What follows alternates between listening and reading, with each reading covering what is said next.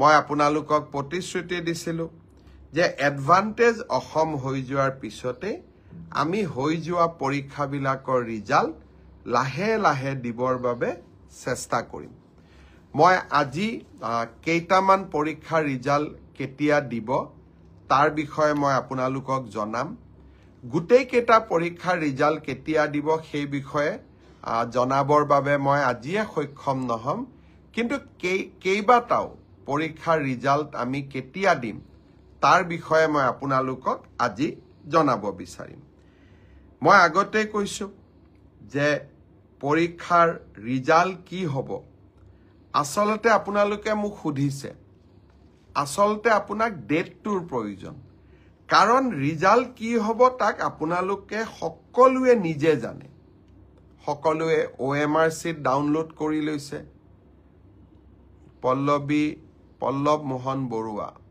আমাক চাই আছে, পম্পী তালুকদাৰ তেওঁকো DETৰ কিবা প্ৰমোচনৰ কথা, ভাস্কৰ শৰ্মা চাই আছে, প্ৰদীপ বৰাই চাই আছে, নন্দু পখৰেল তেখেতে চাই আছে। আজি এটা ভাল খবৰ দিওঁ, মই পাহৰিয়ে গৈছিলোঁ। অসমৰ কাৰ্বি আলঙৰ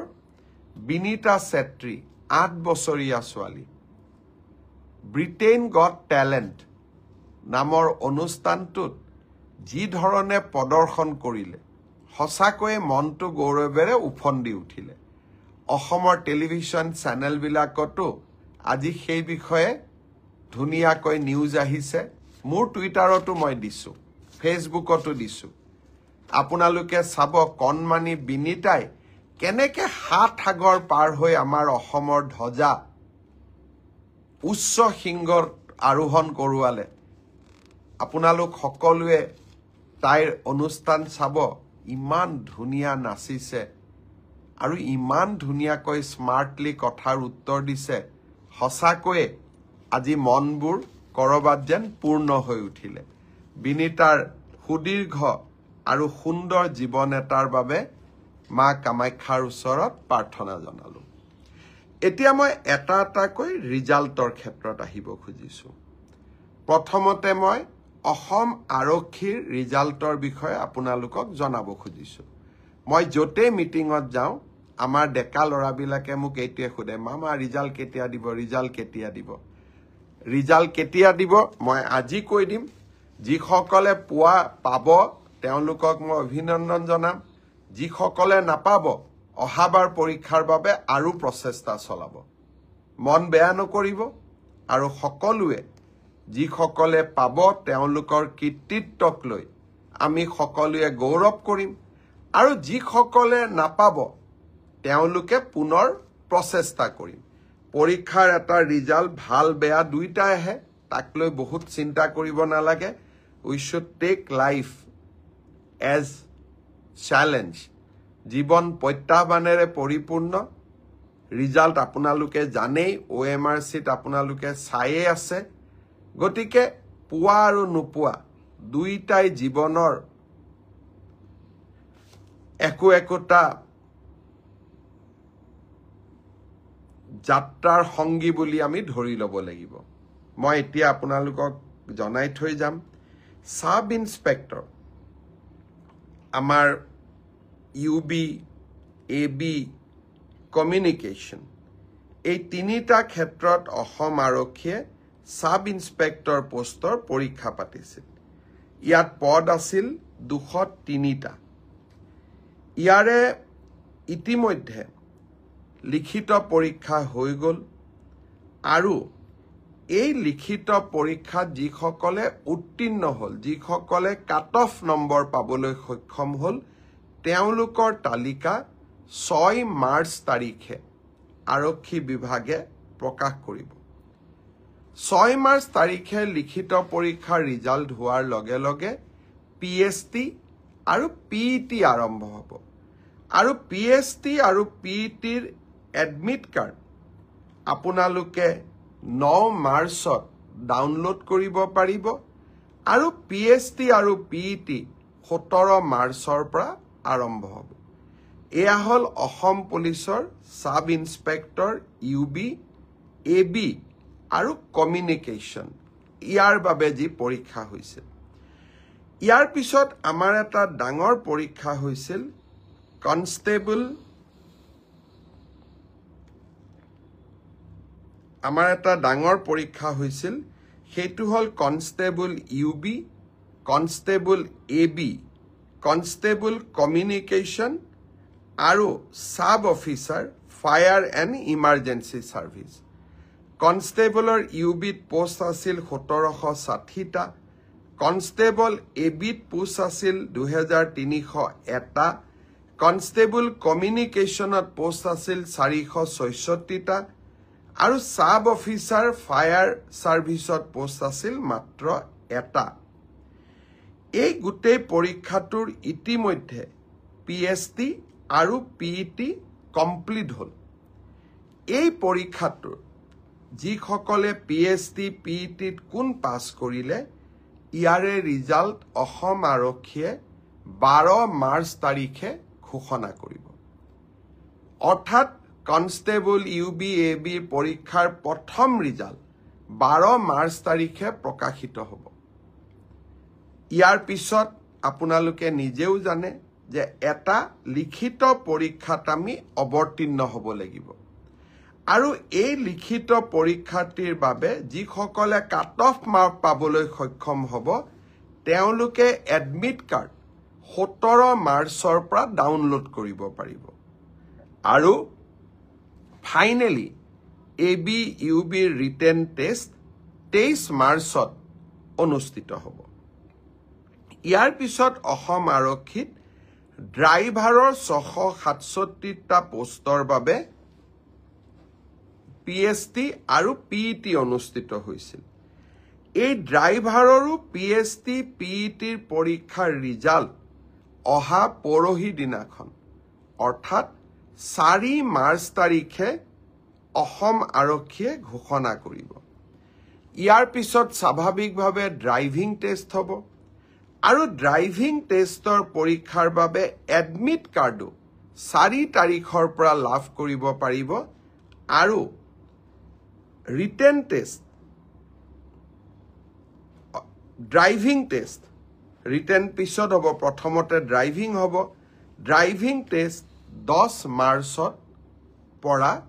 অনুষ্ঠিত হ'ব অৰ্থাৎ 4 তাৰিখে পিএছটি পিইটি ৰিজাল্ট দিব এডমিট কাৰ্ডো 4 তাৰিখে দিব আৰু 10 মাৰ্চৰ পৰা ড্ৰাইভিং টেষ্ট হ'ব আৰু ফাইনেলি ইয়াৰ পিছত এটা লিখিত পৰীক্ষাটো আমি এপিআৰ কৰিব লাগিব এতিয়া মই আহিছো কনষ্টেবল এবি সিডিও অৰ্থাৎ কমান্ডো বেটেলিয়ন এই ক্ষেত্ৰত ইয়াত পোষ্ট খুব কম আছিল মাত্ৰ 164টা পোষ্ট আছিল 164 কাৰণ কমান্ডো বেটেলিয়ন বিলাক নতুন বেটেলিয়ন ইয়াত ভ্যাকেন্সি অহাৰ এতিয়া প্ৰশ্নটো বহুত কম কমান্ডো বেটেলিয়নৰ ৰিজাল্ট আমি আমাৰ কাট অফ মাৰ্কস যেটো পিএছটি আৰু পিইটিৰ যেটো কাট অফ মাৰ্ক তাক আমি 27 মাৰ্চ তাৰিখে ঘোষণা কৰিম অৰ্থাৎ কমান্ডো বেটেলিয়নৰ 164 পদৰ বিপৰীতে আমাৰ যি ৰিজাল্ট হ'ব কাট অফ মাৰ্কস এনাউন্স হ'ব 27 মাৰ্চ তাৰ পিছত এডমিট কাৰ্ড আহিব 1 এপ্ৰিল তাৰিখে আৰু সাইকোমেট্ৰিক টেষ্ট 8 এপ্ৰিলৰ পৰা অনুষ্ঠিত হ'ব আমাৰ গ্ৰেড 4 অসম আৰক্ষীত 258টা পোষ্টৰ বাবে অনুষ্ঠিত হৈছিল গ্ৰেড 4 পৰীক্ষাৰ পিএছটি পিইটি হৈ গ'ল আৰু কেইটামান হ'ব বাকি আছে 15 মাৰ্চলৈকে চলিব সেই ইয়াৰ পিএছটি পিইটি ৰিজাল্ট আমি দিওতে কিছু পলম হ'ব 30 এপ্ৰিল পাবগৈ এয়া হল অসম আৰক্ষীৰ সম্পৰ্কত আপোনালোকে জানিব বিচৰা তথ্য ইয়াৰ পিছত বহুত লৰা ছোৱালীয়ে মোক সুধি আছে যে এডিআৰই ৰিজাল্ট কেতিয়া দিব এডিআৰই ৰিজাল্ট 7 মাৰ্চ শুক্ৰবাৰে আমাৰ গ্ৰেড 3 আৰু গ্ৰেড 4ৰ যি আমাৰ ৰিক্ৰুটমেন্ট কমিশন আছে তেওঁলোকে ঘোষণা কৰিব যিমান কেইটা পদ আছে তাৰ বিপৰীতে দুজনকৈ ল'ৰা ছোৱালীক এই পৰীক্ষাত উত্তীৰ্ণ হ'ব আৰু তেওঁলোকৰ মাজত পৰৱৰ্তী সময়ত ৰিটেন টেষ্ট অৰেল অনুষ্ঠিত হ'ব অৰ্থাৎ লিখিত পৰীক্ষাৰ ৰিজাল্ট গ্ৰেড 3 আৰু গ্ৰেড 4 আমি 7 মাৰ্চ তাৰিখে ঘোষণা কৰিম এটা পোষ্টৰ বিপৰীতে দুজনকৈ ল'ৰা ছোৱালীয়ে এই লিখিত পৰীক্ষাত উত্তীৰ্ণ হ'ব শেষৰ নম্বৰটোত যদি বেছি ল'ৰা ছোৱালীয়ে একেটা নম্বৰে পায় তেতিয়াহ'লে হয়তো 3000 পোষ্টৰ বিপৰীতে মই ধৰি ল'ব কৈছোঁ 6000 ল'ৰা ছোৱালী পাছ কৰিব লাগে কিন্তু একেটা নম্বৰ যদি বহু পৰীক্ষাৰ্থীয়ে লাভ কৰে তেতিয়াহ'লে একে নম্বৰ পোৱা ল'ৰা ছোৱালীসকলেও পৰীক্ষাটোত ডেফিনেটলি পাছ কৰিব অৰ্থাৎ আমি যদি ধৰি লওঁ 50 is a cut off mark কিন্তু 50 যদি 50 জন ল'ৰাই নম্বৰ পাইছে তেতিয়াহ'লে 50 জন ল'ৰায়ে লিখিত পৰীক্ষাত পাছ কৰিব গতিকে 1:2 বুলি ক'লেও 1:2 একেবাৰে গ্ৰামাটিকেল সেন্সত নহ'ব হয়তো 2-4জন ল'ৰা ছোৱালীয়ে বেছিকৈও পাছ কৰিব এডিআৰিৰ পৰীক্ষালৈ তাৰ ৰিজাল্ট কি হ'ব তাক আপোনালোকে জানেই সেইবাবে মই যিসকলে পাছ কৰিব তেওঁলোকক অভিনন্দন জনাইছোঁ যাতে অৰেলৰ বাবে তেওঁলোক সাজু হ'ব পাৰে আৰু যিসকলে পাছ নকৰিব আমি পুনৰ এই বছৰৰ শেষৰ ফালে নতুন বিজ্ঞাপন দিয়াৰ বাবে চেষ্টা কৰিম আপোনালোকে আৰু এবাৰ পৰীক্ষাত অৱতীৰ্ণ হ'ব আৰু লগতে অসমত উদ্যোগসমূহো আহিব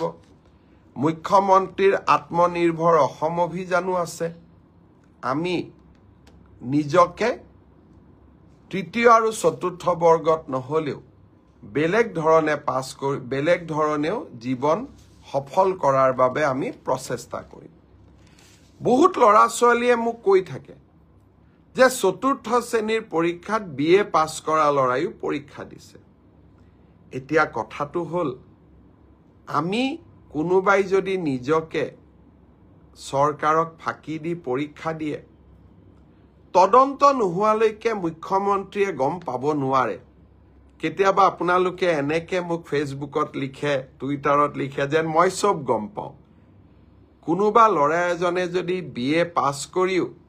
নিজৰ যোগ্যতাটোক লুকুৱাই পেলাই চতুৰ্থ শ্ৰেণীৰ পৰীক্ষাত আবেদন কৰে